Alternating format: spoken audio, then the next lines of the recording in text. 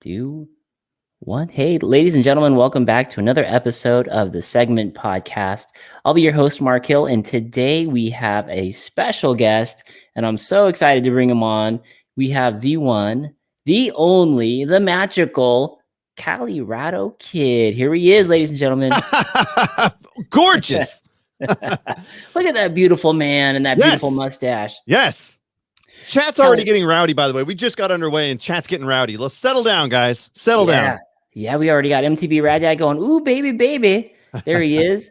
Enlisted Trailheads is saying, time for a mustache ride. Yeah. Well spelled. Well played there, Byron. Oh, man. Thank you for being on the show tonight. I'm really excited to talk to you. I'm a big fan of your show. I love what you're doing. Everything from, the trail work that you're doing to just the entertainment and the different angles that you put videos together. It's all awesome and I love it. And thank you for being on the show tonight. Thanks, man. I'm glad to be here. I was surprised by the invite because only about 3 people watch my videos, and it's glad to know that there's a 4th. Thank you, sir. That's right. Yeah. We're in the prime number.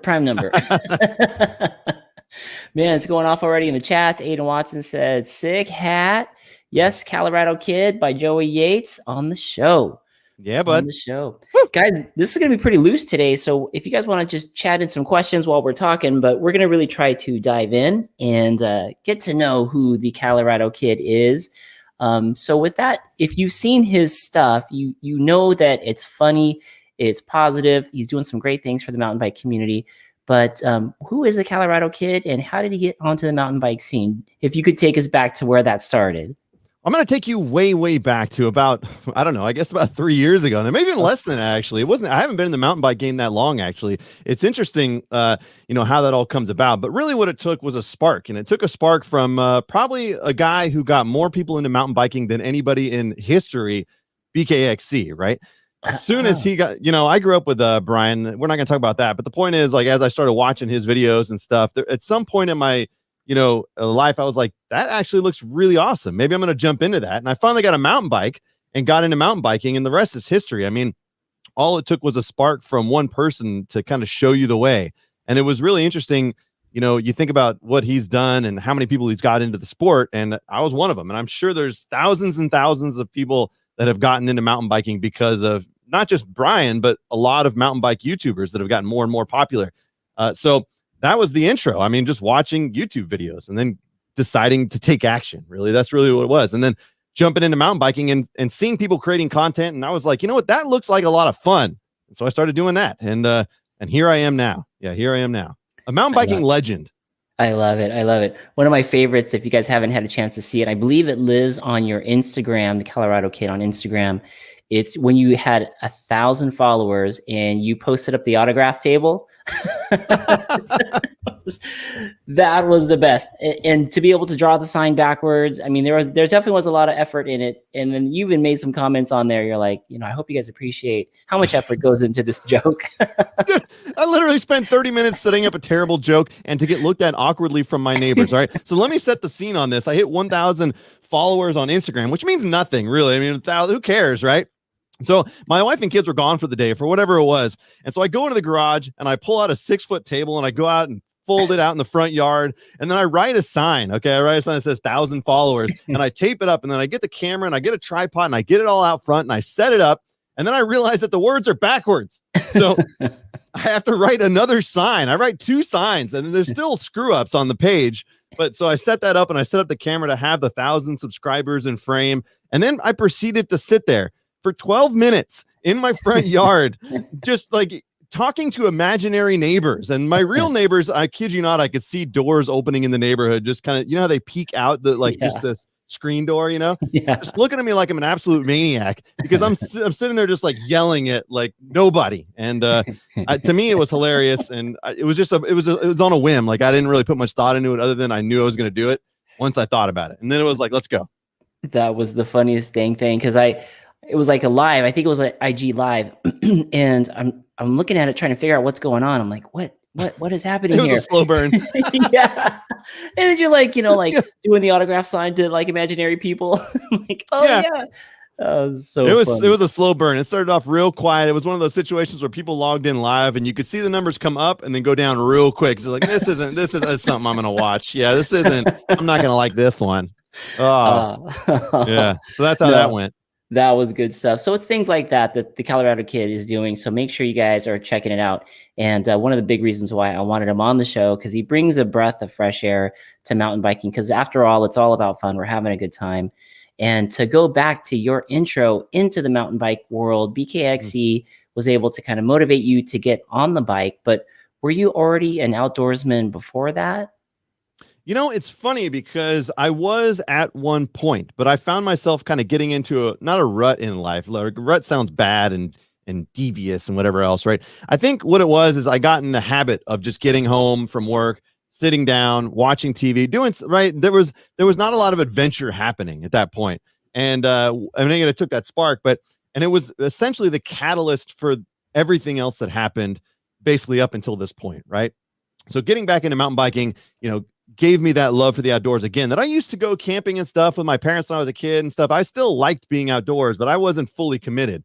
But once I got back into mountain biking, it just like, boom, opened up the floodgates, right? I went and bought a fishing rod. Bam. I went and bought, like, Right. at some point I was like, I went and bought kayaks for the family. I'm like, let's go kayaking, like bought new tents, like out in adventure, like nonstop hiking, bam, bam, bam, just as much as I can. And now it's like just a pure obsession, right? I never want to be in the house. Like always want to be out on some sort of random adventure. Hey kids, we got the day off. We're going to the beach. Let's go. You know what I mean? Like, Yep. so it was really the catalyst to adventure, I think. And like, I don't want to describe it as a gateway drug. All right, Mark, but you know, it could be, right? That's the Totally. idea. It's like, Yeah. it gives you the spark you need to just get fully involved in something. And man, oh man, was it something that, I mean, you could say it changed my life. I mean, look at me now. I'm gorgeous.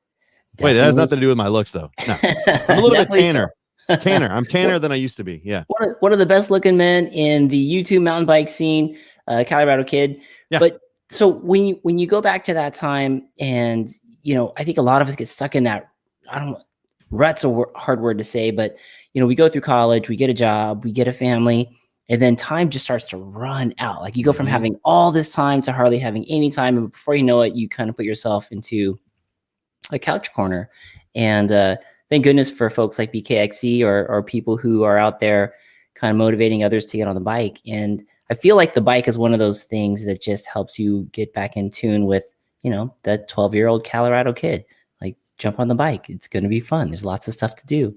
I feel like we're all grown-up kids at this point. I mean, like, how much more fun can it be to go? Like, you think about when you were young and you would ride your bike to school. It was like the tool for your freedom. I told my son Yeah. when I first got him his first bike, I'm like, you need to get the training wheels off this thing as soon as possible because this is your key to freedom. You know what I mean? Yeah. And you think about like the relationship we have with a bike throughout the course of our lives, and like, so yeah. I mean, I got on a tangent on that one, but the No. point is, yeah, it really is like something that kind of sticks with you your whole life, and it never stops being fun. Like, especially if you know how to enjoy it the right way. That's always kind of one of the things I've really liked about not just mountain biking, but biking or whatever else in general, right? The idea that like you have a mountain bike and there's so many ways you can enjoy that mountain bike. There's no such thing as like, oh, you can only ride XC with this. You can only do enduro with this. You can only do jumps with this, like no matter what. And some people would say like, oh, that guy only jumps on his bike, you know what? But the point, I think, no matter what, I think it's cool that everybody enjoys it in a different way. And it's so fun to see everyone's take on the same tool. Essentially what is the same tool, right? Right. Right. And just the different expressions of each person and Mhm. how they express themselves while they're out on that tool, on that bike, Yep. which is it's so cool to see everyone's so different and styles and everything. It's just it's amazing. It's amazing. We're so lucky to have it. And I think that with COVID, a lot more people are able to take advantage of it. When now, were you always in Northern California for your whole getting back into the bike experience? Has it all been up there?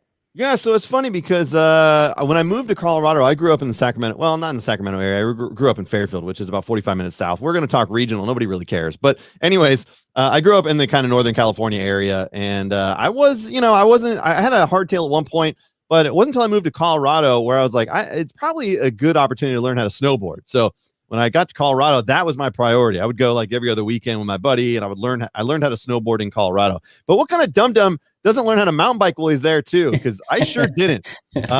So what a waste, because now like I take a road trip to Colorado, it's some of the best riding I've ever done in my life. You know what I mean? But I had a Yeah. blast snowboarding, and And that sense of adventure is the same in the sense that, like, you know, you can take a lift up, so you don't really get that climbing feel that we get in mountain biking, which some people don't like anyways. But you take that lift up and you've got one hell of a view that not a lot of people get to see, right? Like if you're up at 14,000 feet or wherever the peak is or wherever you're snowboarding at, and you just kind of, I always like to, at the top of the lift, just sit for a second and just sit there and be like, you know, this is a very small percentage of people that ever get to see this. Because do they ski? Do they snowboard? You know, like this is a small percentage of people. Totally. And then even then, like, so that was kind of fun. I learned how to snowboard in Colorado. And then I moved to LA for a couple years. And then I finally got back to SAC. And that's when I got into mountain biking. So yeah, I have been, my mountain bike career has existed in Northern California, but I've taken many road trips. I've ridden in Utah, I've ridden in Colorado, Arizona, you know, a bunch of other places. And the more, the better. Like, I can't wait to hit the road. Yeah, it's it's great. Things are opening back up too, and travel is great. And the mountain bike you can take almost everywhere, which is amazing. And every place is its own new experience. I mean, Sedona, it's like no other. You know, you go to where you are, it's like no other. Colorado obviously has a ton of stuff, which is beautiful. And then Southern California has a lot. This is kind of off topic here, but it's caught my eye. MTB Rad Dad is popping something up here. He says, how does it feel to be the second best MTB YouTuber who smokes meats? Mark, do you want me to go on a rant right now? Because that's what's about to happen. Go for it. Rad Dad, are you kidding me? You got an easy bake oven for a smoker, all right? You got what is that thing called? A damn Traeger? Yeah, it's an easy bake oven. That's what it is, all right? You plug it in and you hit go, all right? I don't want to talk about that. You know what I'm going to do? I got a lot of barbecue to do for my kid's birthday party this weekend, and it's stupid because most people just serve pizza, all right? Well, I'm not going to serve pizza. I'm going to spend hours and hours and hours barbecuing meat that no one's going to appreciate. You know why? Because I have a passion, and I can't stop doing it. Rad Dad, you better watch it. I'm the first best. I don't want to hear it. Rad Dad's popping in with the LOL. Then he said something here. He says, I don't have one of those. Oh, okay. Yeah. Good to see you, Rad Dad. Thanks for stopping in, buddy. I hope you got the beer I sent you. I think I saw some IG stories a moment ago, but I haven't had a chance to look at them. I've been talking with Mark. Yes. We've been doing some good stuff. And here's something that might be along with your travels. It says, Joey Yates here, Mr. Pacific Yeti says, your voice is so captivating. Were you ever a field announcer for a AAA baseball team? He says. That's oddly specific, Joey. Yeah, but guess what? Yes, I was. Yeah. So seriously? So there's a farm team that at the time here in Sacramento was called Rayleigh Field. Now it's something else. You know, sponsors come and go with stadiums these days. And sure, we'll get back to mountain biking. Don't worry. But there was a stadium called Rayleigh Field, and there was a team called the River Cats that played there. At the time, they were a farm team for the A's. Now they're a farm team for the Giants. But they hired me on as the on-field MC, essentially like my first opportunity to do this sort of thing. And what that meant was I was the guy out on the field with a mic, you know, and I would do the sponsorships in between. I would help run the games in between innings and things like that. I had no clue what I was doing. No clue whatsoever. Just like what I'm doing right now. Right. But so they had me on the field, and, you know, the first day you start off with a script and they kind of give you a script to read. You're like, oh, Roseville Auto Mall, 13 cars. What? You got to read it. You know, by the second day I had no script anymore. I was just going nuts, you know, and like, it was the funnest thing. Like once they realized that I was all right, just let me roll. It turned out really good. So it was super fun. It was actually really interesting. I think I would have done it more if like the schedule wasn't so crazy. If you guys know anything about baseball, they're just games every day for some reason. Who the hell knows why? Like you don't need that many games. All right. You don't. Lots and lots of games. Yeah. Maybe it's just an excuse to do more barbecue for those games. God, man, I can't keep up. There's too many. Debbie's on the line here in the audience. She says, wait, were we talking barbecue? I'm hardcore barbecue. Don't even get propane near me. Low and slow. Debbie, I'm telling you, I got an offset smoker I ordered from Texas. Thing weighs about 1,000 pounds. I chop wood in the backyard every weekend to get the thing going. It's a good old fashioned stick burner. And, you know, I joke with Rad Dad. I don't really care how people cook their food as long as they like it. But there's something about the process I enjoy. Something about, you know, chopping the wood and managing the fire. It's a soothing experience. And you can take pride in the fact that when it comes out, when you don't completely screw it up, you did all right. You know what I mean? I can't say the same thing about my kids, but my barbecue, I can't, you know? MTV Rad Dad says, yep, I knew that would fire him up. My dad. He's goating you. Mr. Adam Miller was goating you. Yeah. So when you got into the mountain biking up in Sacktown, and what kind of mountain bike did you first jump on? So I'm not going to say that I know anything about bikes now, but especially didn't know anything about bikes then. And so what I did is I looked for a Bronson, because at the time Brian was riding Ooh, a Bronson. I was like, well, I mean, again, that's a testament to the power of YouTube right there, because like I had no clue, but I knew that Brian rode a Bronson, so it had to be at least decent, right? And right. little did I know that there was different versions of the Bronson, let alone like different suspensions. I thought it was one bike. Like at the time, right? I got a Bronson. I found a used Bronson on Craigslist or Facebook Marketplace or whatever it was, and I went and picked it up. But I didn't know that there was different suspensions. I thought that was just, here's a bike. There you go. Like no clue. And so it worked out well. It was a 27.5, and it was more than capable. The first ride I ever went to was Tahoe, and if you know Tahoe, you're up Oh at gosh. what, 7,000 feet. I went up there for my first ride and just got destroyed, like Whew. destroyed. Whew. But you know, once I finally got to a site, a place where you could descend, like it really, the stoke set in, right? And then it was like, all right, this is what it is. But yeah, at the time, like, man, it was brutal. It was brutal. But you know, it hooked me to the sport, and I had some fine adventures on that thing, several Tahoe trips and some other stuff. And then I rode a 29er and some other stuff, and I finally decided I needed a 29er, and that's how I ended up on the Yeti. And I've had the Yeti ever since. And you know, yeah. So there you go. Is that Yeti SB 150 or no? It's a 5.5. It's an SB 5.5. Nice. And I had ridden the SB6 in Colorado. I was on a family trip, and I did a downhill park up in Keystone, and I rented an SB6, and that thing was a hell of a machine. Like doing downhill, it felt amazing. And so I was like, I want that, but with 29-inch wheels. And so it seemed to work out. Like, I don't know. I think that's what I got, kind of. Yeah, that's awesome. It's been amazing. I got nothing to complain about. I've ridden several other bikes since then, and they all feel good, but they don't feel anything like, they don't feel like, if I rode something that felt spectacularly different than what I had, I might be like, ooh, I kind of want to get a new bike, but I have yet to do so. We got Adam's trying to get you again here, MT Rad Dad, because of the whole Yeti thing. He says, I didn't know that Joe was a dentist.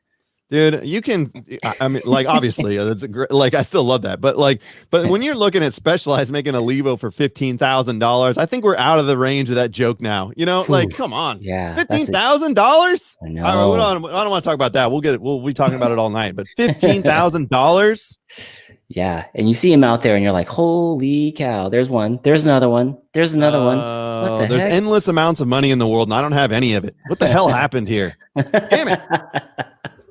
Well, then speaking of like your past careers, I know that you're set up really well with the audio and the visuals and everything, and you have this great viewpoint from which you tell stories from.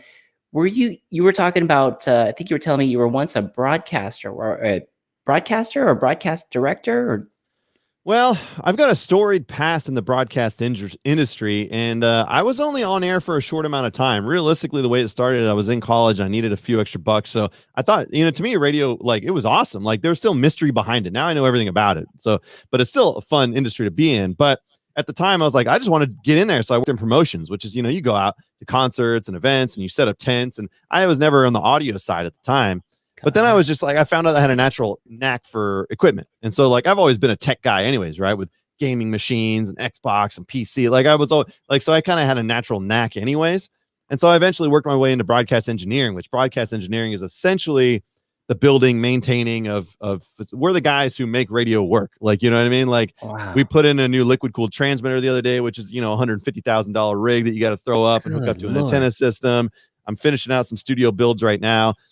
And so I've had a history in audio. The video stuff is not completely new, because in college I did some video work, but I was never a high level production guy with video whatsoever, especially with this live streaming tech that I've been playing around with. This is all self-taught, man. I mean, what can you do? You got a YouTube at your disposal, and you can go in and look at videos and figure out how to work stuff. That's really the gist of everything. And then just the natural knack of being able to troubleshoot helps me, right? Like, if something goes wrong, I can narrow it down. Like, that's my specialty. That's really cool. That's really cool that you have all that ability. We have Debbie here. She is in the producer side, and she recognizes your mic. She says he's got the best broadcast. Oh, best broadcast mic. Well, it's because this is a RE20. It's EV mics EV makes it, and for the low end in your look, we could talk tech all day. The low end in your voice, this RE20 is pretty spectacular. Yeah, wow. There's no question. Man, look at that. Debbie calling out the equipment there. She knows. That's right. That's That's right. awesome. That's awesome. So, okay, Colorado Kid, when we talk about trails and we talk about things that you're doing in the area, I've seen a ton of great things from you with trail advocacy. And are you on any associations up there in that area for trail work or anything? These guys wouldn't dare invite me to their parties, you know, like, God, I would never shut up. Like, but that being said, I'm friends with a lot of them now. And it's funny how that happened, because when you first start riding, like, you don't know anything. I didn't know anything about the sport. I don't know anything about how trails get built. I don't know anything about anything. Right.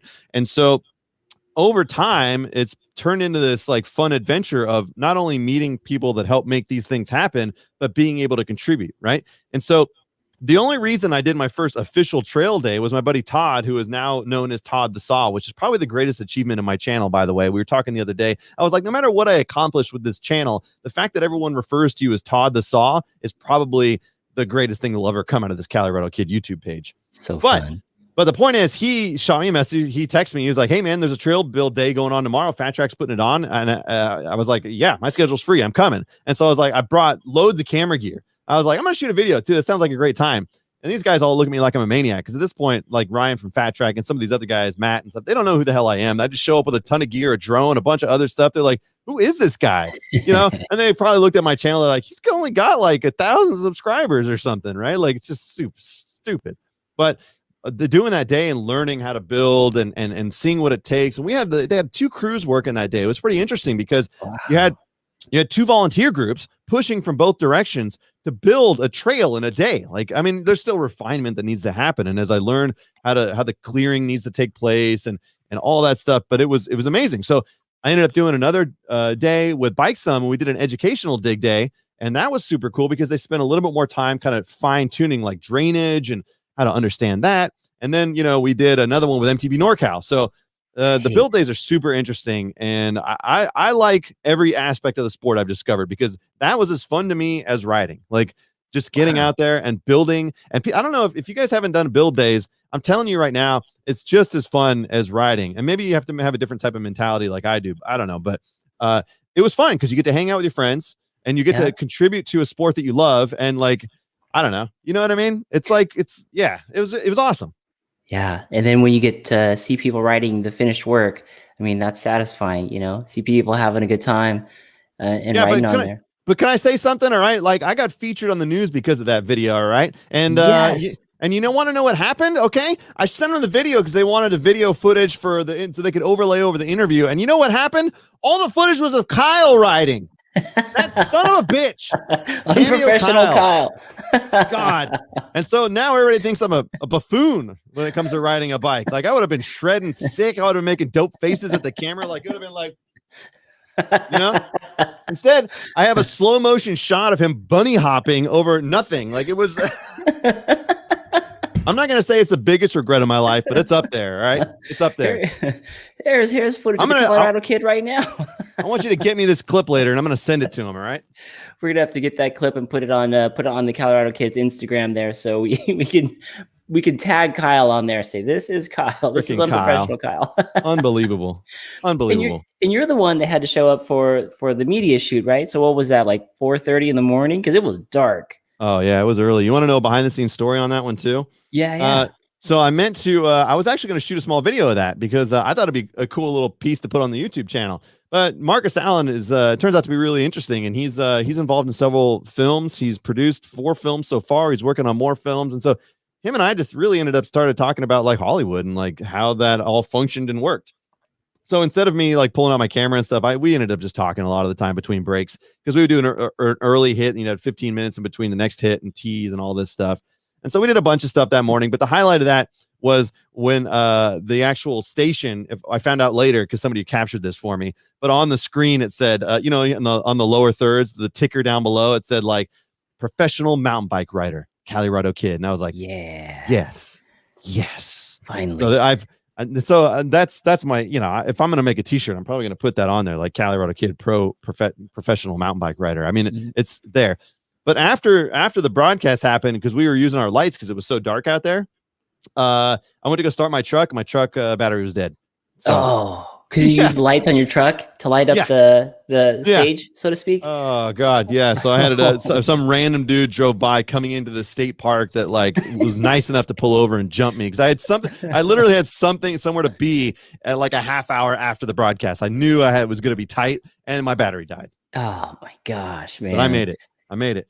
So was Marcus Allen on set out there with you guys, or was he in the studio talking to you guys? No. He was out there with me. Yeah, we were both on Oh, scene. Yep. oh, that's very cool. That's Yep. very cool. For those of you who remember Marcus Allen, he was the running back for the Oakland Raiders, I believe, number 30. Was he No. number 32? Different Mark S. Allen. Yeah, there is. That's a great Oh, point. look at Yeah, this. different Mark S. Allen. Yes. Good trivia Yeah. though. I like it. Yeah. Yes. So not that guy, but the other guy. Yeah, the other guy. Yeah, the other guy. So it's awesome. The equally famous guy. All right, let's take it easy. Yeah. Yes, equally famous guy.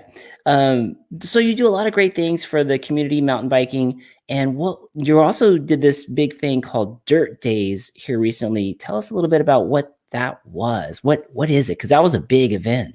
Yeah, it was huge. Now I didn't. Okay, so here's what it is. MTB NorCal is a local riding group here in Sacramento, and they're a lot more than that now. I think when they first started, they were just an Instagram group, basically like, we're MTB NorCal, we're gonna do group rides, and it started as a simple concept. Well, I was there pretty early on. I found out about a group ride they were doing. I showed up. I was pretty quiet. I was still pretty new to the sport. That was not the case on the second ride we did. It was a lot louder and more boisterous, and we started talking, and so the formation of what they were doing was pretty incredible because really essentially the idea was and I don't know that it was like that from the beginning, but the idea now and really since then has been to generate revenue for local trail organizations, right? And so when they do t-shirts, the funds go towards trail organizations like Fat Track or Bonk or hats and all that stuff, all those things. So that has all been a giant culmination over the course of a year, is like building this giant community. And they'll do mandatory Monday group rides where you got 40, 50 people showing up and this and that and this and that. And so when they organize these giant group rides, I think a spark hit in their head and they realized like that there was something happening here. And so they were able to put together this event called Dirt Days. And that happened on May 8th. And I'm working on the video for that right now, but it was a huge event. We're talking vendors, Specialized, Rocky Mountain Bikes. I mean, tons of vendors, tons of bike demos. Velocirax was out there. They were giving away huge raffle prizes. Now, from my understanding, what they did also was instead of having people pay to have, like, say, a booth, they would normally pay for the booth space. They were just required to donate something for that was equal to the price of the whatever the booth would have been. So that way, everything they raffled off was given towards local trail organizations. And the event was huge, jam-packed with people. Everybody was stoked. It was, and you guys are going to see when this video drops, like how cool it was. It was amazing. And not only that, it was a mountain bike event that happened in 2021, which is almost unheard of at this point. Totally. But an absolutely huge event, huge raffle prizes, group rides, clinics, all this stuff. And it's you have to tip your hat to what they pulled off. And like I said, when you see this video drop, you'll really see what it was. And they ended up raising at least over $4,000 for local trail organizations, Bonk and Fat Track. So, I mean, just seeing the contributions and they're already planning 2022 at this point. Like it was a huge success in every stretch of the word. And I had camped with them the night before. We camped down at the lake, and then we just kind of came up the next morning and they were doing setup and all that stuff. And I told them the night before, we're sitting by the fire, and I was like, this is going to work, guys. Like, and they already knew this, but I wasn't preaching to them or anything, but I was like, I'm telling you right now, people can't wait to get outside, and people love hanging out and riding mountain bikes together. It's like the winning formula. And so thousands of people showed up to this event, and it was something special, man. We haven't seen anything like that for a while. So, and it was the first of its kind for them. So they learned a lot, but it's the craziest part was that it went over well, and it was smooth. Like, no complaints from nobody in the crowd. Like it was just joyous, like the whole time, which is crazy. Normally there's something wrong, but everything just seemed to go right, That's great. I feel like right now too, it's perfect timing because everyone's just starting to come out of the whole COVID situation where, they've been cooped up, they've been afraid, and now people are like out and about, and they've been hungry for this type of bonding with their fellow human and more specific fellow mountain biker, which is awesome. Everyone's going for the same thing. We got a write on from John W. right here. He says, Aaron Bernstein, he says, different Dirt Days. They're talking about digging when we're talking about digging down this way. Aaron Bernstein also saying that building is the other side of the sport. Creating builds confidence. We got another one here. The Captain's Cog MTBX. I'm watching in line from Knott's Berry Farm. Dude, thank you so much. From what line are you in? Yeah, exactly. You're gonna go for the log ride or what? You better put your phone away. I hope it's I don't know if they have a log ride there or not. yeah, I hope it's the Montezuma's Revenge, right? That's the big Oh one there. God. Yeah. Oh wait, is that's poop? That's when you have the runs, isn't it? Did they Yeah, really name a ride after that? yeah, because it goes. I think it What goes the straight. hell is wrong with them? It goes straight out into a loop, up vertical, and then comes backwards the same direction. Convince my wife. Yeah, we're gonna go ride that ride named after Hot Caca. Yeah, that's gonna go over real well. Yeah. Why Way am to I go, by Knott's Berry myself? Farm. Okay, here he goes. Here he is. He's in Sierra line Sidewinder. for Sierra Sidewinder. Ooh, that's got to be awesome, man. He already did the log ride here. It says. Oh, okay, good, good. Did the log ride. Yeah, the log ride comes before Montezuma's Revenge. We all know that. You know what I mean? Right. Yeah, that's a poop joke. Oh man. Okay, Ian Kelly, you're one of the mountain bikers in the squad. Says, "What's Mark and Joe? Hey everyone, happy Hump Day." What's up, Ian? Good to see you, man. We got a lot of folks in the audience. This is great. So talking about trails, talking about trail advocacy and all the great things that you're doing up there. I love it. I did see a clip of you doing something for, it looked like a trail thing as well. You had like raffle tickets in your hands and you were there with your family. Well, tell us, what was that all about? Yeah, I mean, I think right now, especially around this area, it is the age of the bike park. I mean, it's like some superhero movie when like the camera pans out and it's just a field full of bike parks, you know, and that probably doesn't make a lot of sense. But right now, every single bike park in the area and every city is trying to build a bike park, and it's really awesome. Like, so Auburn Bike Park it's a place I've filmed several videos at. We've talked directly with them on several occasions. They're already in the midst of phase 2 expansion. And so they did a 1-year celebration this weekend. So I brought the kids out and we just did some pump track stuff and hung out and bought some swag, and that all goes towards the trail there that they're building. And it's a great spot. And it's like even if, you know, we just go out on like a Thursday or Friday night with some buds and hang out and do some pump track stuff and run the dual slalom course, it's such a cool hang because there's not a lot of downtime because you can go up, go down, go up, go down. It's not like you get separated by climbs. And so they've got, in fact, tonight, the Fair Oaks Bike Park is having a big meeting and they're trying to get an expansion going on at the Fair Oaks Bike Park. Rockland's trying to build a bike park. So there's just all this stuff going on. And again, you can't help but learn about it once you're in the community and you talk to people. And it's like, how could anybody not want to do that? Because it's awesome for kids. It's awesome for adults. And it's like better than a tennis court. You know what I mean? Totally. So stupid good for the family. Yeah, I was a tennis legend when I was growing up too, man. I got a box full of trophies. I still don't play tennis though. Right? Just like a flat. I mean, you know, it's great if you want to play it, but gosh, if you can have maybe more mountain bike parks. We got a lot of tennis courts out there, but more parks. Speaking of parks, there was one that you were really advocating for. You were saying, you know, and we had something similar down here with a place called Greer Ranch. Yeah. But you had something up there as well. What was that one? Yeah, before we get to that, I want to tell Captain's Cog, here's what I want you to do, by the way. I want you to get on the ride. I want you to somehow get somebody to take a picture of you on the ride watching this live stream. And then if you're going to do it, I want you to tell me when, because I'm going to make we're going to both make faces like we're on the roller coaster with you, okay? Yeah, but you got to confirm because we're going to be like that, all right? But you got to tell us when, and somebody's got to take a picture of it. I know we should have pre-planned this, but if we do, you let me know, all right? We'll do it. If not, we'll just look really stupid, but it's fine. So we can still do a screenshot for him. Yeah, I look stupid anyway, so it's fine. So yeah, out in Granite Bay, which is Folsom Lake, technically, my understanding, it's a state property. You know, and it's they have a huge network of trail systems. In fact, I was riding out there with Kyle on Monday. We decided to go out for a couple hours and do some rock rolling sessions. I've done a couple videos out there, the rock rolls of Granite Bay. It's just an infinite playground, crisscrossing paths. You get lost back there. One of the little divergent paths led to a jump park that's been in existence for years and years, from my understanding. And so, like, I'm not good at jumps, but I love just hanging out and watch people jump or whatever. Like, again, we talk about the different ways to enjoy the same sport, and I love every aspect of it. Like, I would never say that somebody's dumb for doing whatever. So these guys would come back there and have a blast. And so recently they, the Folsom, I don't know if it's Folsom Lake or the State Park Division or whatever it was, they had some environmentalists say that it was causing damage to the environment. So they brought bulldozers in and bulldozed the jump park, like literally just ripped the whole place apart. And I could tell you before and after pictures, it looks a lot less serene now than it did before. And God. so yeah, the jump part got cleared out. And again, like you have to look at both sides of the story. Like with people getting injured back there and stuff, and they're having the liability to haul them out. I don't know how that all works, right? I'm not the smartest guy in the world. I get that it's illegal building. So it's like, yeah, okay, one side, you get it. On the other side, you had 800, 900,000 plus comments within, a few days on that post, and all of them were not kind to the state park, right? So Right. and there's a community that formed around it. And here's my general thought, and I haven't really said a lot of it publicly, but my general thought is that despite the fact that it happened and it sucks, I think something good's going to come out of it. And I think what it will be is that people will be a little bit more educated as to what what it takes to build it legally, and who to get involved with and who to talk to. And if it took, that, I don't know. I don't know. Like, I don't know.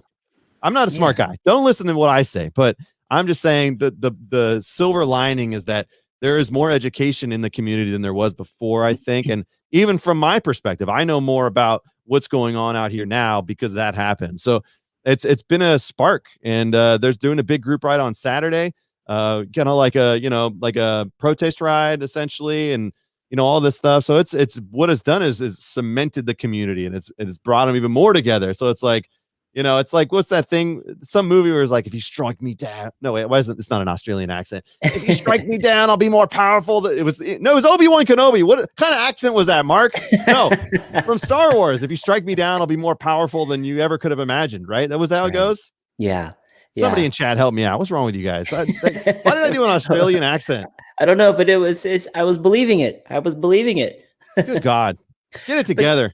That is interesting though, because when you bring the bulldozers in, I mean, the tracks that it makes, the blades, when they cut into the ground, a lot of times it does way more damage than the jumps that were there before. But on the other token, they probably are forced to do something because of legalities or things like that, we don't really get to see or privy to. Yeah.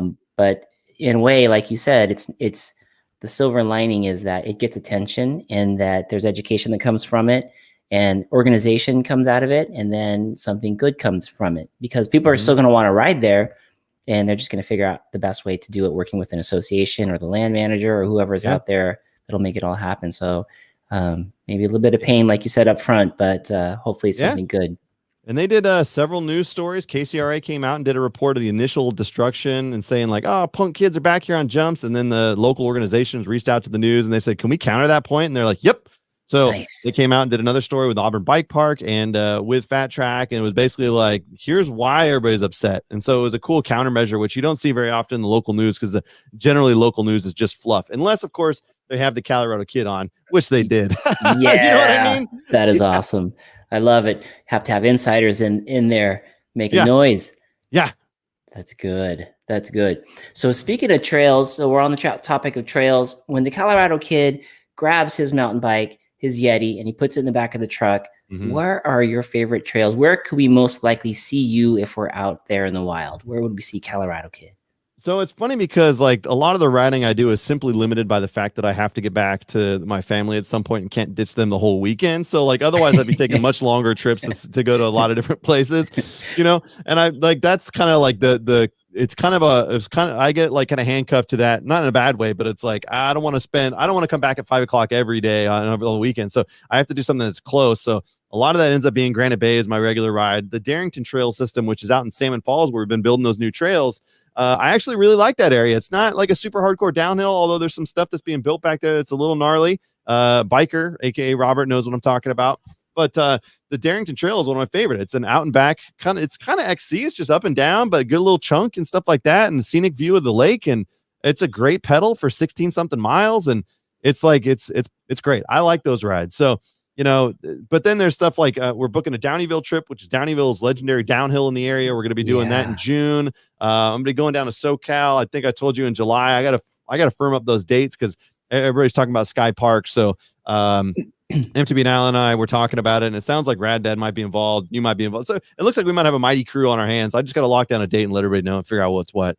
But yeah, those are my local trails. And Auburn. Auburn's like close enough that we ride Auburn a lot. Yeah, we ride Auburn a lot. That's where Trailhead Troopers was filmed, is out in Auburn. Yeah, so there's all that stuff. Wow, that's very Darren, cool. What's up, man? Good to see you. Woo. Yeah, Darren's on the line. Master Chief from the Navy is right here. He did a great job. We just had something similar happened to our trails down here. Well, there's always stuff going on with the trails, but there's one Yeah. specific one called Greer Ranch, and he used that Master Chief leadership to kind of get everybody together, and including reaching out to professional riders like Kyle Strait and Aaron Gwynn, and got them all involved, and city council members. And yeah, he did a lot in 24 hours, that guy. So hats off, Darren. Yeah, it sounds like another situation where maybe, something good came of the whole process, where one, you got people more educated in what was going on out there. And two, maybe the people that are doing the building and stuff now understand the passion that everyone around that area has about the place. And maybe that'll help them change, their path on what their plans were. So it sounds like you guys are moving in the right direction on that.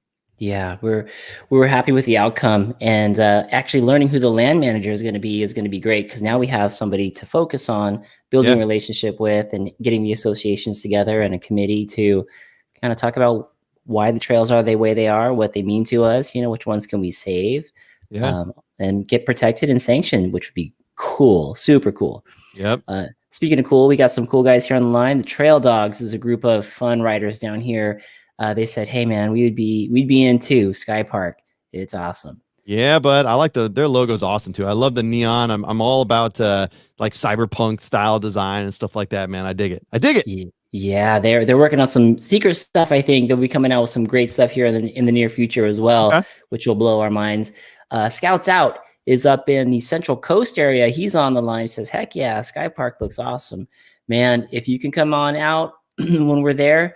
CaliradoKid is looking somewhere around July is what we're thinking. Yeah, Mark came up when he did Mandatory Mondays with us. He shot me up last minute request on like a Sunday afternoon or something. He was like, "Hey, I'm going to be in town. You want to ride tomorrow?" I was like, yeah. And then find out MTB NorCal, they had a meeting for Dirt Days, one of their final meetings for Dirt Days. And so they're like, "Can you just host the Mandatory Mondays for us?" And I'm like, "Yep." So we show up, we had 20 of us or so, or maybe more or whatever. And then Mark showed up, and I got to show him around Auburn for a little bit. It was absolutely awesome. Absolutely awesome. That's cool. Thanks for being on the line, Mark. Scouts Out. Love it. He says, "Nice. That would be fun. That would be super fun." So yeah, we could get a good crew, get a big old like YouTuber day out there. In fact, the Trail Dogs had a YouTube day where a bunch of us went out there, and I still remember there was this little kid. He was going up the hill, and it was like MTB Allen came by, and then the Outsider MTB came by, a couple other guys came by, and I just heard this little kid look, and he stopped and looked at his mom, and he goes, "Do you know how many YouTubers are here today? This is awesome." He was just beside himself. It was cool. It was really cool to see. Was the kid like, "Do you guys know the CaliradoKid? He's my favorite." Yeah, he was looking for you. He's like, where is the CaliradoKid? He had all the stickers from everybody else, but he had the CaliradoKid was like going to be at the top part of his little pyramid that he had. So hopefully we'll run into him in July. So by the way, if we end up doing some sort of giant YouTuber ride, everyone at the park's going to hate us first of all. But more importantly, whoever has the lowest subscriber count is carrying my camera gear. I'm talking to you, Byron. All right, you're carrying my camera gear for me. Look at me. Yeah. I think we lost Byron. We just dropped the count. Unbelievable. Unbelievable. Hey, is Unprofessional Kyle on? He's got a lot of subscribers, right? No, because he never makes videos, this guy. All he does is show up in everybody else's videos. I kid you not. He's been in every single one of my last 47 videos. Like, this guy just shows up. Man, it could be smart. It could be smart. No editing. Just come and smile, and even take the cred on your news, landing there. He took all my screen time, and I'm still pissed about it. And it was like 3 months ago. Unless Trailhead says backpack is ready. Backpack's ready. Yes. So those are the places that we'd see the CaliradoKid out in the wild. So if you guys are out there, go up to him, say hi. He'll have a Sharpie on if you need to get an autograph and a picture. CaliradoKid's always down. Yeah, and then I'll assign somebody else to like take care of the money side of things. If Byron's carrying the gear, he's got enough to deal with. I'll let somebody else handle like the monetary transaction for signatures and photos. Like, it's like 5 to 12. I'll work out the pricing structure when we get there, but it's fine. That's right. There's a reason why my catchphrase is a legend in my own mind, right? I mean, listen to me talk. We'll go. Well, as long as we're moving forward, it's all going to work out fine. It's all going to work out fine. Joey Yates has a great segue for us. He's transitioning us bike customizations. He says, thoughts on bike customizations. And on this part of the show, I like to call this part either the product spotlight or, any kind of customizations or any sponsorships or anything along those lines. Anything you'd like to talk about there? You really want to know my views on bike customization. All right. So let me tell you a little bit about my back history with customizations. All right. So I used to be like really big into video games. Now I have so many damn videos to edit that I don't have time to play video games anymore. But one of the things I always completely despised about video games was the character creation screen. At every video game, you would start a game and then you have to spend 45 minutes developing a character. And I didn't care. I just wanted to hit the default and go. You know what I'm talking about? Like, oh, let's form his nose, let's get his cheeks in. So I kind of, a part of me feels, don't spread this out. This isn't going anywhere public, right? Right. Not to very many. Yeah, no, it's fine. I kind of feel like that with bikes. You know, I almost don't care what it looks like. Like, even though like I see people's bikes, I'm like, that's pretty sick. But like, I can't do it myself. Like, I can't color coordinate. I can't just. There's something about it. I don't know what it is about my brain that just like it works. Like, put it all. Like, let me give you an example. I went down and ordered a wheel set with the Onyx hubs, which is like, oh, let me spend a lot of money to buy wheels for my bike. The guy's like, okay, like what colors? He's like, what colors do you want? I'm like, I don't know, just black. Like, I don't care. Like, you know, I could have gone purple with blue spokes and smiley faces. And yeah, I could have gone polka dot handlebars. I could have done all that stuff. You know what I did? I just got black. So I don't have the sense for it. All right. I need somebody else to tell me what to do. Right. Which is why we rode with Richard from Stickered the other day, and I was like, you guys got to do it, man, because I'll reach out, but I don't know what the hell I want. Like, you just tell me, I'll put it on there. I don't care. True. They're the pros. You know, they see what people are wanting or what's really good. They could do it. But you've seen some pretty sick bikes out there. Like my buddy Brian Gong has got this beautiful white SB 115. I was gonna say 115. That sounds way cooler to me. 115 than 115. I don't know. It sounds more dominant. But yeah, so he's got that. He's got, you know, Richard from Stickards is insane. You know, Biker's got his I think it's Bronson or whatever, all souped up. It's pretty sick, man. The upgrades is always so hard because then you're trying to figure out, like, do I start with the wheels? Do I start with the seat? Do I start with where do you start? What upgrades have you done on your bike so far? Dear God, man. Here's where it gets comical. All right, so I took the bike to the shop to get the suspension. I was like, it's time to service the suspension. I've been riding for 2 years or whatever. He's like, you want me to put this grip 2 in here? I was like, sure, okay. And so he puts that in there, and I was like, it's got more dampening, or what has it got in there? Like, so like I said dampening or something in the video that I made, and Paul the punter wouldn't stop giving me crap for it. He said, it's not dampened. No, wait, hold on. My impression's not great, but it's not dampening, Joe. You know, like it's something like that. And so it's damping apparently. And and then there's 2 knobs instead of 1. That's the extent of what I know about this grip 2. It feels a little better, but sure, there you go. There's a reason why I don't do bike reviews, Mark, by the way. I'm telling you right now, like it would just be awful.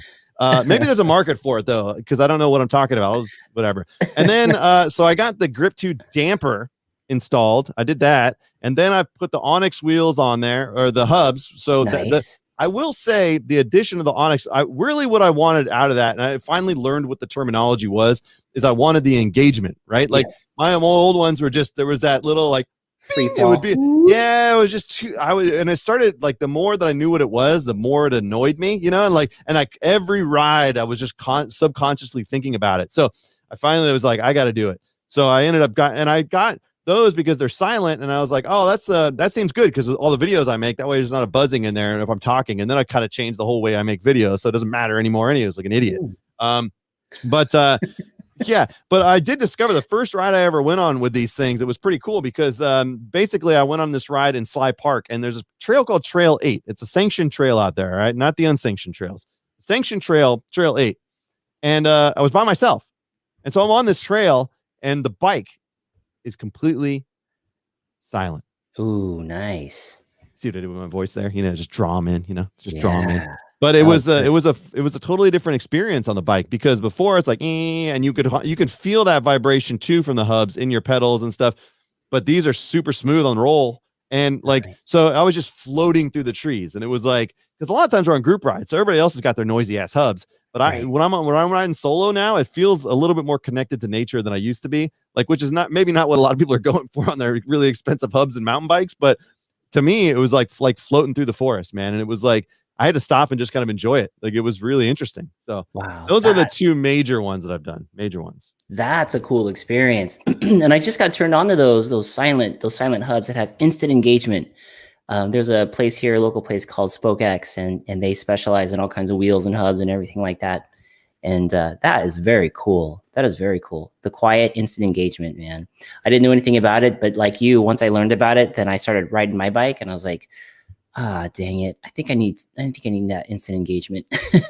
I always, and no matter what it is, whether it's mountain bikes or equipment or whatever, I like things that can provide quantifiable proof that they have a reason to exist. All right. Unlike the GS Access rad dad. All right. I don't want to talk about wireless shifting right now because it still doesn't solve any real problems. All right. It doesn't solve any real problems that anybody has. The cable works and it always works and it's way cheaper. All right. We already went on a rant about that. But when you have something that can do a thing that you couldn't do before, that is fascinating to me. Like I love that stuff. Okay. Unlike, for example, the whole beauty product industry. All right. And I know that we're on a tangent now, Mark, but imagine selling people a moisturizer that says in 20 years, your skin will be better. How the hell would you know? Like there's absolutely no quantifiable proof that could ever be given and people buy it. Like, right. I'm so from the future. Maybe that's the trick. Maybe I should have devoted all my energy into selling some crap like that instead of building a channel that got no subscribers and makes no money. What an idiot. I mean, come on, man. Like, imagine if I would have spent all the hours that I've done making videos for nobody to watch to like, if I would have put it towards a product to make that I would have actually made some money off of. But here I am instead. Here I am talking about how good your skin is going to look in 20 years. You know, we guarantee it. Yeah, awesome. You know exactly what I'm talking about. Like, meanwhile, I could buy a new hub and I can boom, immediately the engagement's there. I'm like, all right, the money that I spent went to something at least. Like, I don't feel like I got bamboozled out of the whole thing. Right. Well, that's what. You got that ride through the forest, nice and quiet. You're floating through the trees. It doesn't sound like a bunch of bees are coming and all Mother Nature's critters are just running for their lives because there's 7 of us coming down the trail. Sounding like a bunch of bees. The only downside with that now is that I sneak up on hikers more than ever and they freak the hell out. Oh, you know, gosh. I thought about, here when I talk about the idea of me doing some sort of bike review or product review, it's like it's a ridiculous to think of. But my original thought of doing a review for these Onyx hubs was just like how easy it was to sneak up on people and just make a whole video about me like sneaking up and scaring people, but like in a comical way, like, hey guys, like so you should. Yeah, watch my subscriber count just shrink even more. No, that'd be awesome. You're getting a hand wave and an applause here. Hey, hey, the wife's in here. Hi. Hi. There's the wifey of the Colorado Kid. She's waving to you. We're just talking about how cheap these parts are, how affordable and budget friendly they are, and everything's how I have obviously spent zero to little money on camera gear that can do bokeh like that. It's very affordable to get bokeh like this. All right. It's if you guys are listening to the live stream, what you're looking at now is a very close view of my mustache and it's perfectly in focus. Yeah. All right. Yeah. Look at that. Yeah. That is very nice. For the folks who are listening to the audio part, you might want to jump over to the YouTube part to see this beautiful mustache of this man here has. Yeah. Yeah. I didn't pay $1 million for this camera to not have you come watch it on YouTube. So come over here, give this guy a subscribe, give him a like. If you guys in chat, by the way, haven't liked this already, like it. It's somebody says something to do with algorithms. I don't think it does anything, but it might. So if you like it, then I'll like you. That's true. Smash the like and subscribe button there. Make sure you do it on both channels, CaliradoKid's channel. Yeah. Dear God, please do. Can I tell you? All right, hold on. I'm bringing up. I don't mean to be inattentive, but I'm bringing up my phone because I thought of a great like slogan for the channel, and it took me over a year to come up with it. And it's not something that I would say at the end of the video, but it's something that is basically it's. I think it summarizes everything that is my channel. All right. Ooh, we get to hear it here. Yeah, you ready? I think I got it finally. I ran it by Kyle on Monday, but here's what it is. It's the world debut. Kyle, you gave it to unprofessional Kyle. We were riding. He tries to give me advice. I'm like, Kyle, you don't even make videos anymore. Watch it. Okay. So, okay, folks, here we go. Here's what it is, and it's kind of too smart for me. But here's what it is. It says, "It's hard to improve when you already think you're the best." Ooh. It's hard to improve when you already think you're the best.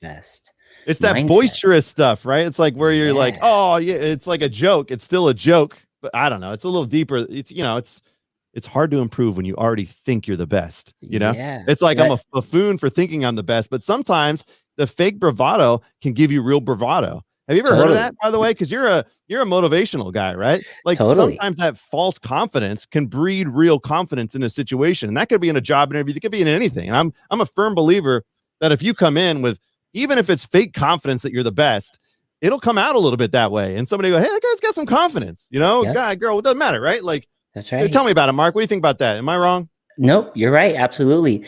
The mind doesn't always realize when you're saying it, you got to say it, you got to see it to believe it. And yeah, I mean, that little extra boost right there, you know, it's hard to improve when you think you already, it's hard to improve when you know you're already the best. How you said? Yeah. It's hard to improve when you already think you're the best. When you already think you're the best. I mean, shoot, a lot of times you need that, you know, when you're doing a feature for the first time, you don't go into it going, oh my God, this is going to be ugly. I'm going to crash and break my arm. You know, you go into this, you're reading the right lines, you're doing the right speed, you're doing everything you can. And you have to have that bravado. You have to have that little 2%, 3%, whatever it is going to be able to help you get to the other side. You got to basically, you got to be coming in hot. Coming in hot. So when would you use that in your YouTube? Would you? I don't know. I just come up with this stuff. I don't know what the hell. I just thought it was good. I don't know what the hell I'm gonna do with it. I don't know. Maybe, I'll put it on a poster. It'll be me hanging from a tree branch, and it'll say that in the background. All right, that's the best I got. All right, that's the best I got. I don't got fancy hats like you. I love it, man. I love it. I think it would be great. And maybe you even use it before a feature, you know, you just like use that. I've been eyeing this feature for like 3 years now. And I don't know. Today is the day. And then you drop the line. Yeah, it could be it. I don't know. Yeah. I don't know. I was thinking of like merch. We're talking about your hat and stuff, right? I was thinking about merch and like, I wasn't thinking about normal stuff. Now that it got me thinking like that, I should almost have like, you know, like CaliradoKid, like fake mustaches or something. But like, I originally was thinking about, this is totally dumb. But you remember back in the day when Jack in the Box used to give out antenna balls? Yes. You know those antenna balls? Mm-hmm. I want a CaliradoKid antenna ball, but I want it in my face like Jack's was, but I want it to be like like in the wind, you know? Right? Already aerodynamic. God, I'm gonna fail. This channel's gonna fail so hard. So hard. Look at this. The chat's going off right now. Everybody loves it. Everybody loves it. Oh, God. They're going with between confidence and the mustache. Yeah. So tell your friends, tell them all to get in here. What the hell are they doing? Why is there not 10,000 people? I don't know how many people are watching, but there should be 10,000. We got a big count today. We're looking good. We got Crisco Bike is all the way out of Idaho saying, "What's up, guys?" And he says, "Mustaches all around." Yeah. Yeah. Here we go. Crisco, there's a funny story behind this mustache, but you have to go to my channel to figure it out. Yeah. It's a very funny story. Yeah. There might be a song to it as well. Yeah. There might be a really good song to it as well. Trail Dog says that should be your sticker. You could do a sticker. You could even do like a mustache sticker, but it says KaliradoKid, you know, like that. Right on the handlebars. I need more time to think about that stuff. I got to finish editing this video first, man. Folks, what do you guys think? What do you guys think about? So we have merch. In fact, Joey Yates, Pacific Yeti, if you're on the line, your shirt came in from the Crashing Dad. So that's here for the next time I ride with you. It's so funny. We got on the Crashing Dad thing, and I had to get back on the IG and say, hey guys, this is great and all, but we are having the Colorado Kid. He's going to be on the show on the 19th. And people were like, well, can we get merch for the Colorado Kid? And that's when I texted you. I said, do you have merch that we can promote? But here we are right now. He did spend a lot of money on his channel though, everybody. He's got some great equipment there. And so, okay, I know I'm kind of going backwards. So we were talking about product spotlight and all that stuff, but going back one more time because I thought this was really cool. You did that really great podcast in the brewery. And was that also part of the fundraiser for trail advocacy?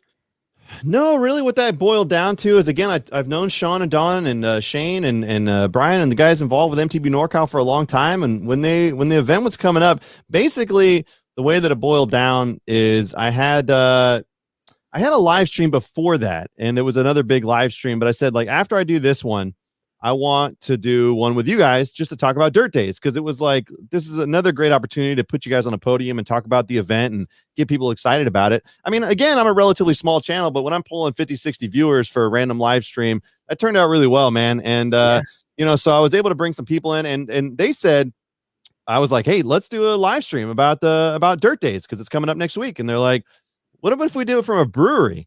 And I was like, And so it got me thinking. And so basically the wheels started turning in my head. And at that point, I just went full bore, kind of like you guys probably know how that goes. When you get an idea in your head, so I started researching the equipment I needed. I already had some of it, but I needed some more. So I was able to track down the A10 Mini because Brian was on the live stream with me, BKXC, the live stream beforehand. And we were talking about the A10 Mini. He got a hold of it. And so I was like, all right, I was talking with him a little bit about it. So I picked that up. And then I was able to pick up, I figured out a way to get the Sony into it. And then at that point, I brought all my lights out and we're running a three camera setup through an A10 Mini and broadcasting live from a local brewery called Crooked Lane. And boy, oh boy, it turned out incredible, man. We had a great turnout of people. They debuted their beer, which was a beer called Dirt Days, and they're still selling it over at Crooked Lane. So there's this great partnership, right? And so now we've got developed relationships with the brewery. We had a couple of vendors from the event come out, Rubicon EP, who just unveiled their new bike rack, their hitch mount bike rack. And so it turned into this thing. And now I think like I need to do more of those. It's just, man, I wish it wasn't so restricted with time to be able to plan these things. Like because I could see like every Friday going out to a brewery and broadcasting live and just hanging out and opening it up to everybody and say, hey, we're going to be broadcasting live. If you want to come by, say hi, and then they could jump in. The technology's there. I think I've kind of got the tech close to where I want it now. And so I just need more time. Like, cause otherwise I'd love to make it a regular thing. It's just hard. It's just hard to squeeze it all in. A lot of good things came from that, which was awesome. And I love how it was kind of organic. It just organically kind of happened. And what came from it was really a lot. I mean, yeah. And when we talked about doing the live stream, like literally we're talking about the week before, maybe the Sunday before the broadcast. They're like, what if we did it from a brewery? So we're texting back and forth.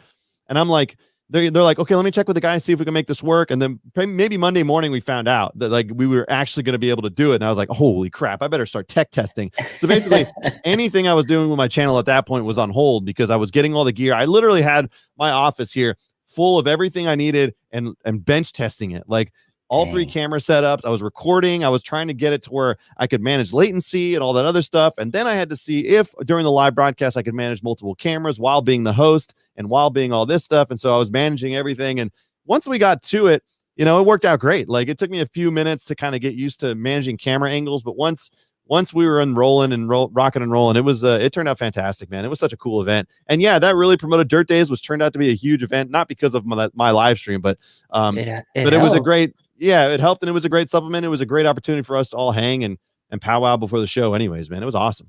Yeah, that was cool. I tuned in for that and realized that I could do like a super chat sticker. I'm like, I'm going to buy you guys a beer. And it's just fun to have, to see that, even though I'm all the way down here in Southern California, I couldn't be there physically, but I grabbed a beer, I watched for a while and like, I felt like I was there with you guys. It was cool, especially like I keep saying back to the COVID thing, especially since, not everybody has had that opportunity to socialize like that. And it just was very, very fun to be a part of.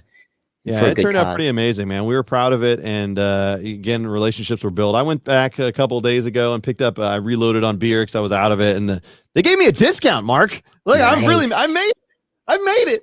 Nice. They were really accommodating, man. The bar manager and everything. I was like, hey, can I run a cable? I need to get to the switch. And so he's like, we're running it through the brewery itself, running it behind the tanks and stuff and running the cable back there. And I was taping it all. I'm telling you, I got there 2.5 hours early to set up this event. People don't realize like how much this is a week's worth of testing gear. This is also going out and setting it all by myself because nobody's there to help me. Right. We're a one-man band, and there's people that maybe would volunteer, but a lot of the times they just don't know what's really going on behind the scenes. Like 2.5 hours of setup time, setting up cameras, getting the angles right, network testing. It's punishment, but but the end product hopefully speaks for itself. So it turned out good. Totally. So if you guys been looking for CaliradoKid merch, a lot of the money has been going to tech setup. My God, I need it's too much money I'm spending on this channel that makes nothing. Now you need the merch to help go back into the channel. And I always thought like with the merch thing, I was like, I'm just gonna wait until I get to like 10,000 subs or something and really have maybe some influence. But now it's like I'm starting to rethink that. I think there's like opportunities. I feel bad about like having my friends like spend money on a hat that I made, but like, like the fact that you could maybe have some random person buy it because they dig what you're doing like, I still don't really know if I'm quite there yet. Like, I'm not even at 2,000 subs at this point. Like, who knows? But when you start getting recognized on the trail more and more, it's like, I don't know. I'm still in the early phases of even considering it. I don't feel like I'm big enough to really. I don't know. Maybe we'll see. I'm starting to take it Yeah. more serious now because I'm starting to have some fun ideas though. So That I'm and that's really good for the community. Those fun ideas that you have is awesome. So, don't hold yourself back. If you feel yeah, like it, because give it a try.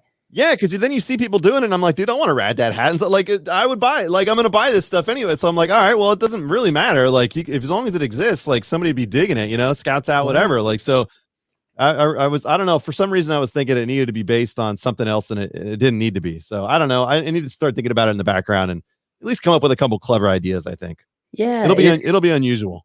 yeah, and I mean, whatever you come up with is going to be great. I know it. And it's fun because we feel like we're supporting each other, we're Yeah. supporting our friends, and it's stuff we want to wear anyways.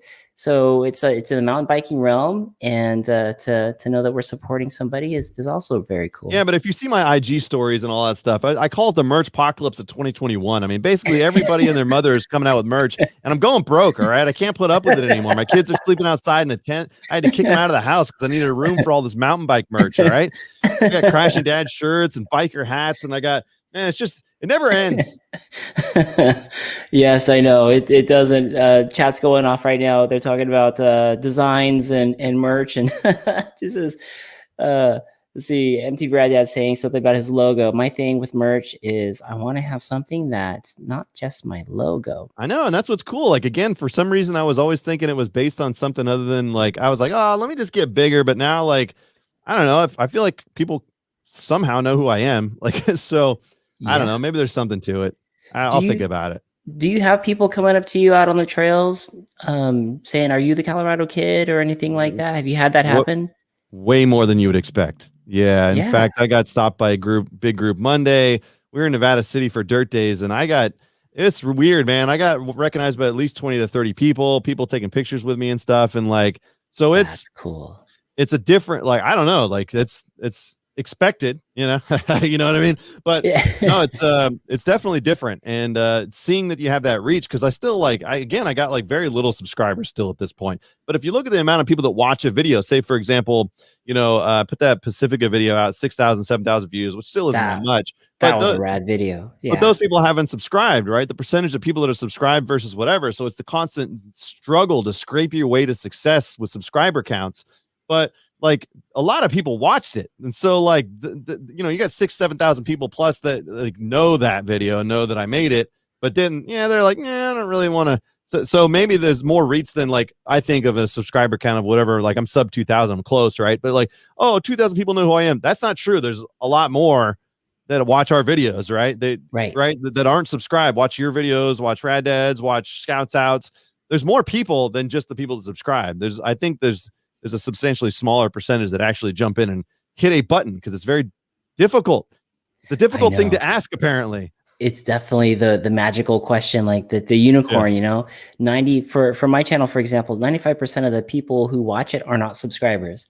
So when you do the math, you're like, holy cow, that's like 100,000 people watching something. Yeah. That's a lot of people. And Yeah.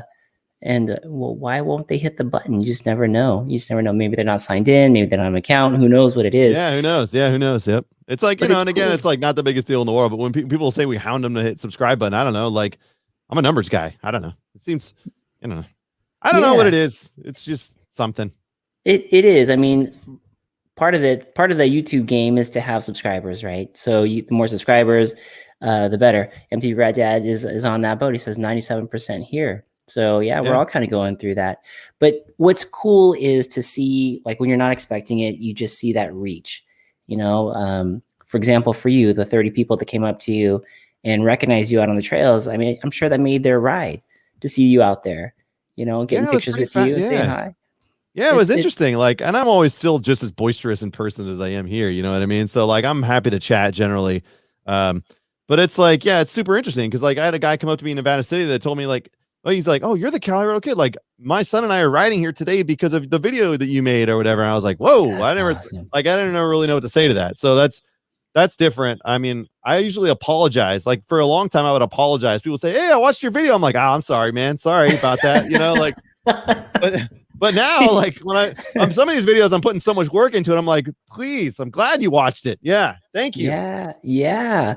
Well, yeah, I mean, whatever you put out there, it's unique because it's you and people are watching it and you're motivating people to get out on Yeah, trails, you're motivating them to ride, and you motivate them when they see you to actually get over their fear for whatever reason. If there is yeah. that, they come up to you and say hi. I'm sure it's scary, but it's great. It's awesome that you can have that kind of reach Well, the with best part this. about With my this. personality is that people know that they can give me shit too, to a certain degree. Like even if you didn't know me, like to a certain degree, but so like they know that I'm full of fun. I'm not like I don't take it too serious. So it's like, yeah, it makes it easier, I think, to approach me than like some guys who are like really professional. Like I wouldn't want to go up to professional anybody.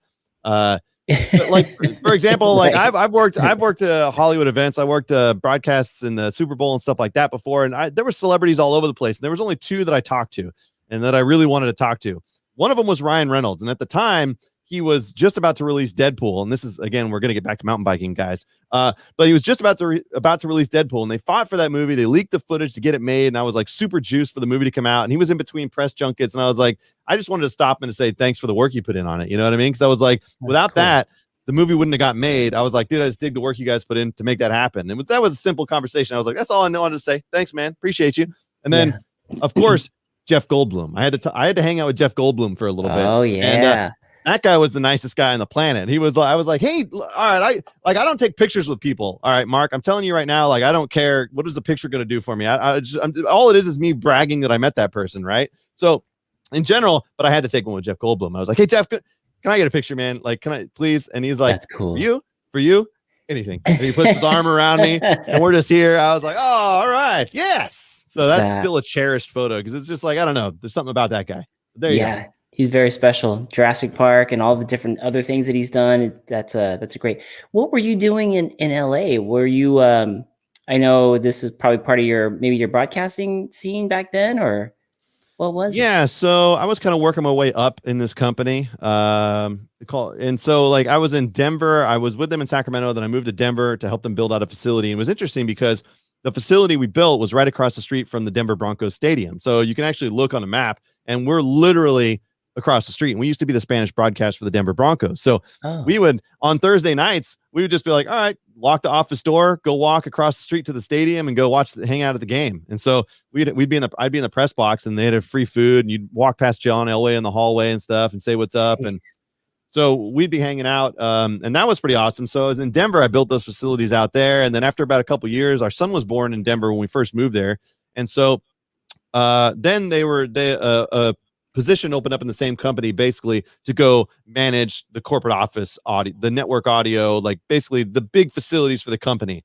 And I was like, hey, I'm gonna go do that. And so we went to Ooh, LA, and you always think like working your way up the corporate ladder is the dream, right? And I didn't dislike the job. I actually liked the job quite a bit. But what I didn't like is LA as a whole. Like it was a cool city, but just the traffic and stuff was a hassle. But I loved like all yeah. the cool stuff, like the museums and the beaches. Like that was awesome. But really, the motivating factor of leaving LA was just that we had our daughter there too. So at this point, we had two kids with no support structure, and it's Oof. just it's tricky. And Yeah. so the wife really pushed me in the right direction to get back to Sacramento. And we are at a house here. We were renting it out the whole time we were gone over those 4 or 5 years or whatever it was. And so we kicked our renters out, and we came back and got back into our house, and we've been there ever since. And now we have her parents, my parents, and it's just it's so huge to be able to say like, can you guys take them for the weekend? Like, and that's been huge. But also seeing like how much they enjoy each other has been Mhm. like, I couldn't imagine not having our kids around my parents and her parents, because they have so much fun. So there you go. So That's it. so so true. No, that's a great story, and that's so Yeah. true for those of us. A lot of dads on the line tonight. Having that date night or that weekend getaway is huge, and then also having the kids spend time, but that precious time with their grandparents. Yeah. We always say you never know how much time you have, right? We all know how much money we have in the bank account, but no one can tell you how much time. So it's awesome to see that type of stuff, which is Yeah. cool. And then lucky when you got back up to Sacramento, you're able to start mountain biking, and it's beautiful up there. So many good things to ride up there. Yeah. Okay, moving into this part of the podcast, we usually do like inspirational or YouTube things where I ask, has anybody been inspirational to you, or what YouTubers do you like to watch when you're kind of relaxing?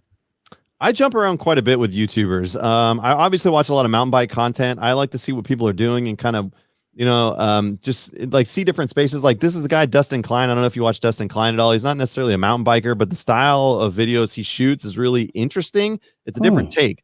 You should check him out. He does a lot of road biking, but he got sponsored by Ibis. They sent him a bike, and he's not even necessarily a mountain biker, but his style is so fun, and I like. And that's why I always cruise around, try to find new channels and see what people are doing. And so like it can bring fresh ideas to the table, where it's like, if you just watch the same people all the time, like that's fun too. But I try to fit everybody in and find new and discover new stuff. And I really like stuff that's like, I also watch stuff like The Critical Drinker, who just, rips, movies apart and stuff like that. That's pretty fun.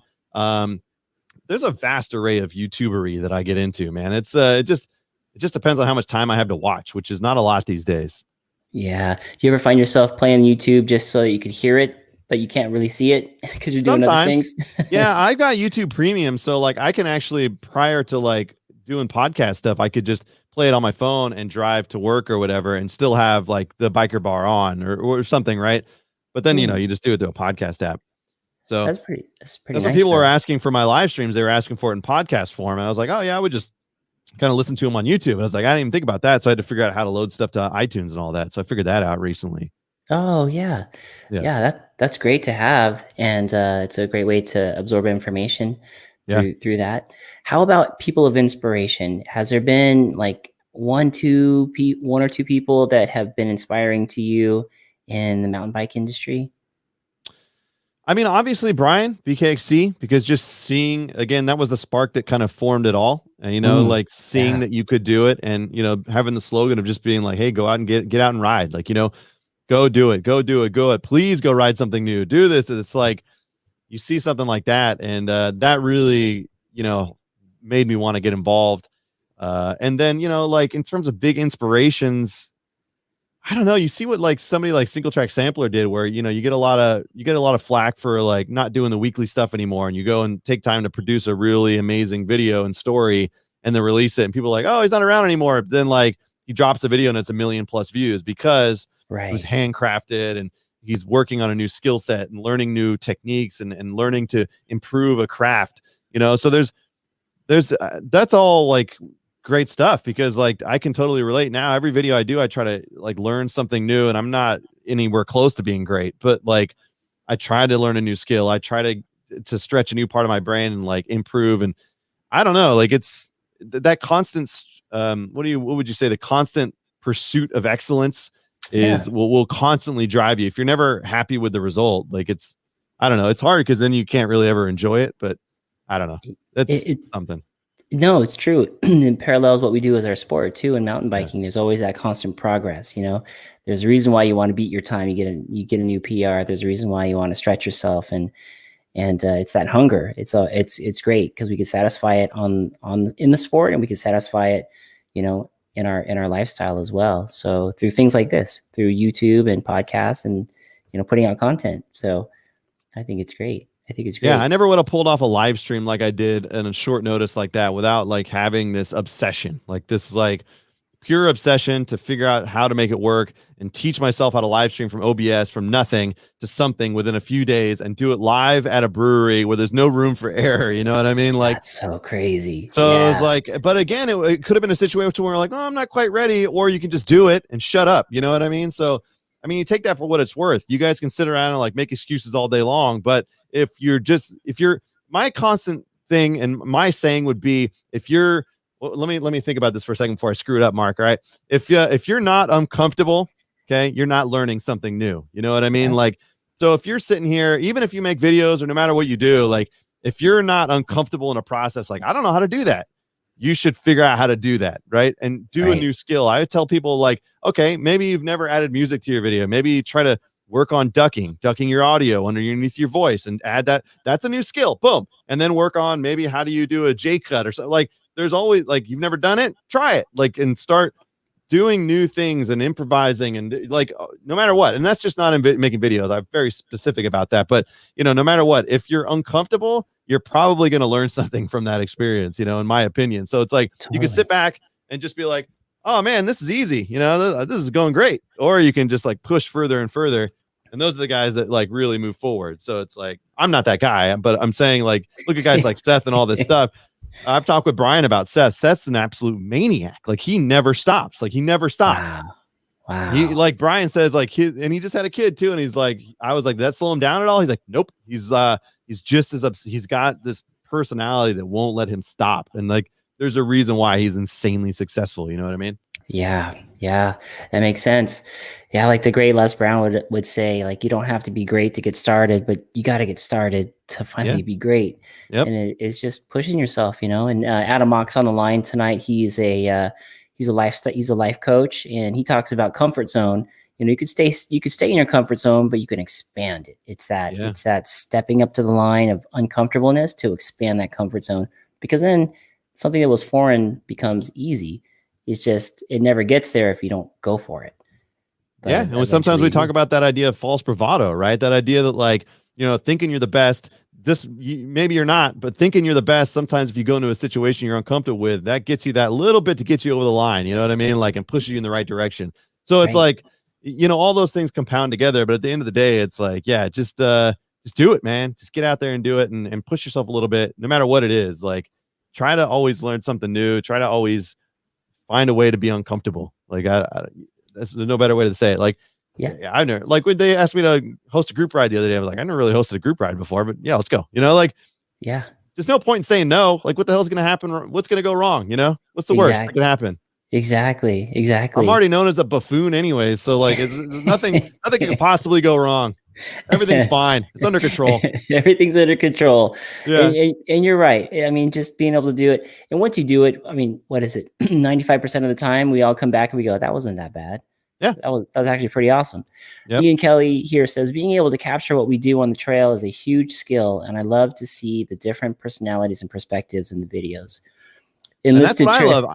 I like the same thing. That's what I'm talking about. That's why I watch so many different channels, because I like to see everybody's different take on the same sport, right? Like, everyone's got a different viewpoint. That's why I talk about podcasts and everything else. Like, at first, I think one of the biggest hangups for me for starting the channel or starting any medium whatsoever was like the idea that, like, somebody else is already kind of doing that. Why would I do it? But then the biggest thing comes to mind. Like, you had to come to the realization that you have your own voice. Everyone has a different thought process and a different opinion on something. And so your voice is different than someone else's voice. My thoughts on a subject will be different than Mark's, and his style of putting something together will be different than mine.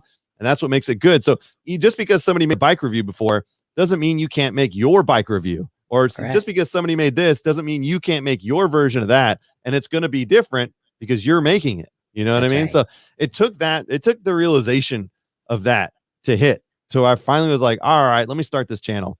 And that was part of it. I was like, because for the longest time, it was just like, I mean, there's other, what am I gonna do? Just ride, like, and now look at where we're at. So I don't know. Yeah.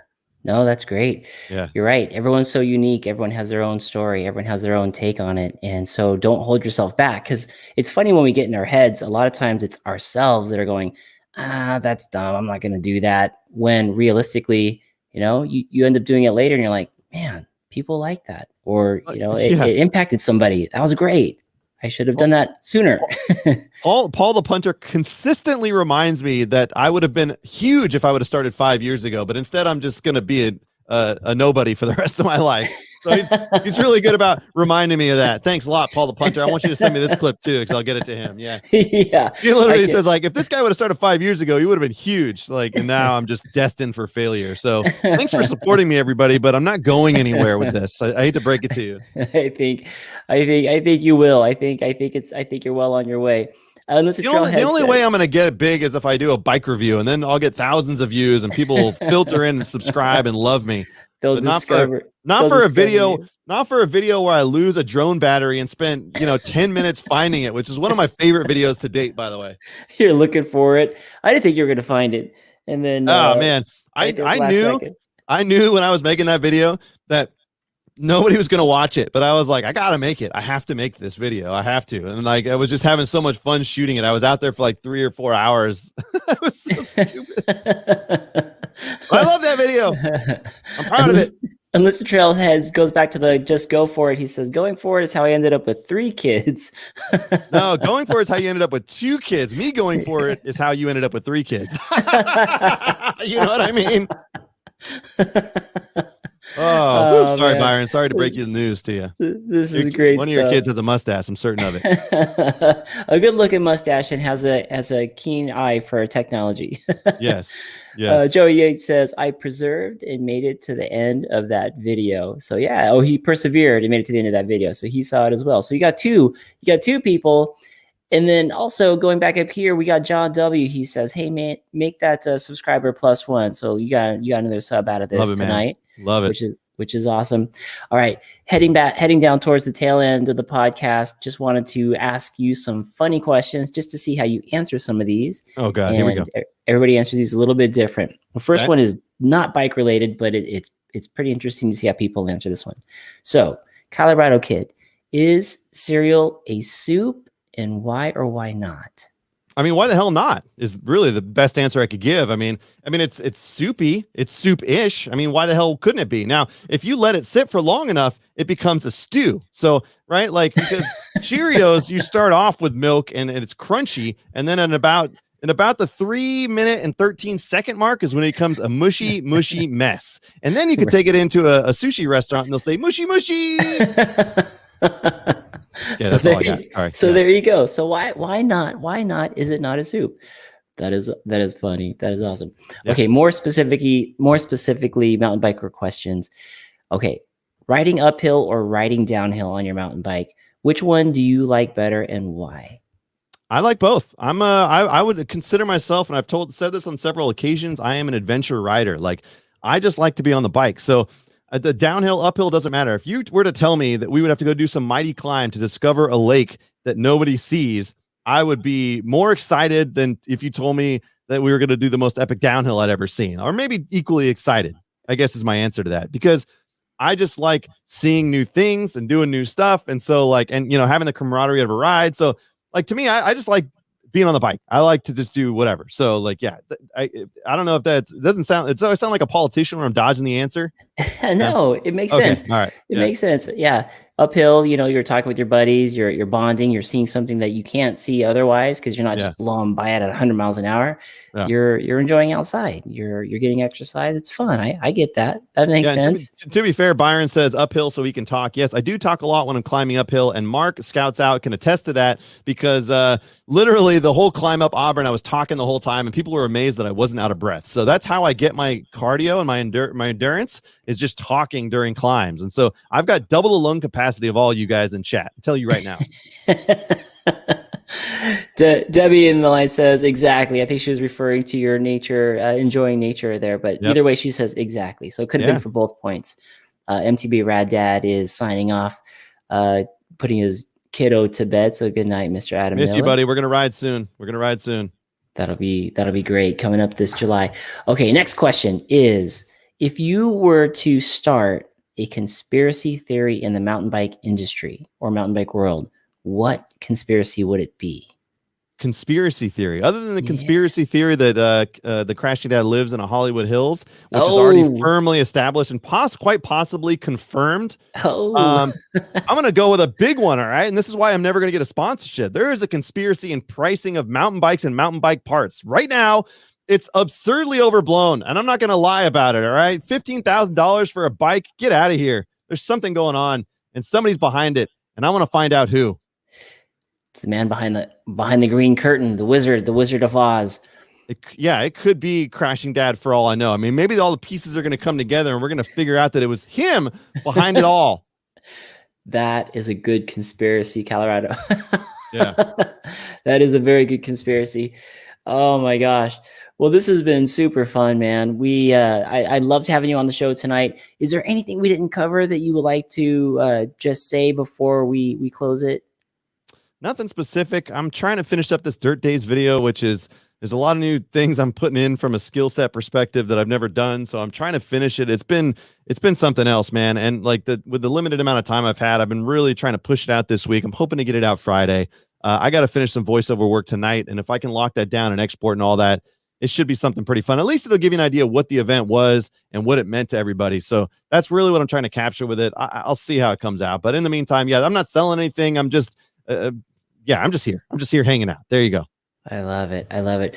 Folks, if you're on the line listening to this now or in the future via the podcast, wherever podcasts are downloaded for you, take a look at the Colorado Kid. Joe, tell them exactly where people can find you. Pretty straightforward. You can go to CaliradoKid on YouTube. It should come up by now. Hopefully it won't be the Colorado Kid. Don't click on that guy. Click on the CaliradoKid. All right. California, Colorado. And then on Instagram, I think honestly, like I put a lot of stuff on there because it's short form and it's easy to just do, versus producing a full video for YouTube. So there's a lot of funny stuff that I do on IG that is worth seeing. So it's just CaliradoKid on Instagram. That's really the two platforms I focus on. Facebook's just reposts, and I don't have physical time for anything else at this point. I'm trying to get the podcast thing underway, and maybe I'll work on that. But yeah, for now, just go there, and everything you would need to know about me should be there. Nice. There you go, ladies and gentlemen. That is Joe, the Colorado Kid. Thanks, man, for being on the show tonight. Really, really appreciated your time. Great talking to you. And hey, when you get down here in California or Southern California in July, make sure we all get together. We definitely have to ride. It's going to be a fun time.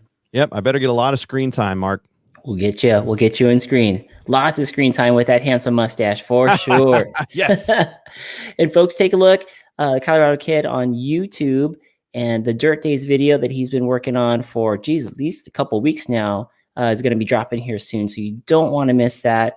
I'll be on there for sure, checking that thing out when it drops. And thanks again for everything you're doing for the whole mountain bike community, your trail advocacy, and all your skill set that you're bringing into the sport. We definitely are lucky to have you. So I'm gonna feel so bad when this video turns out really terrible. By the way, like I spent like 2 weeks editing it. People are like, "That was dumb." Like you should have just put it out immediately.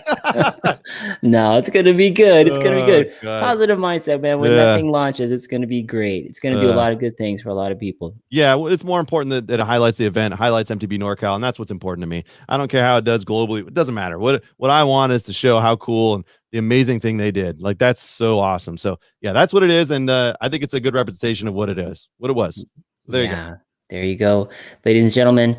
Dirt Days, Colorado Kid. The video's coming soon, and don't forget to like and subscribe. Colorado Kid's videos. Check them out. You guys won't be disappointed, and we'll catch you guys all on the next podcast. Have a good night, everybody. I'm gonna do the lens cap thing. You ready? Where you put the lens cap and it goes like that. Ooh. Oh, there we go. Wait, are we still live? No, we're still. We're okay, out. hold on. Let me do it again. Yeah. Wait, we're still. Okay, we're okay. I'll just give it. Right there. Just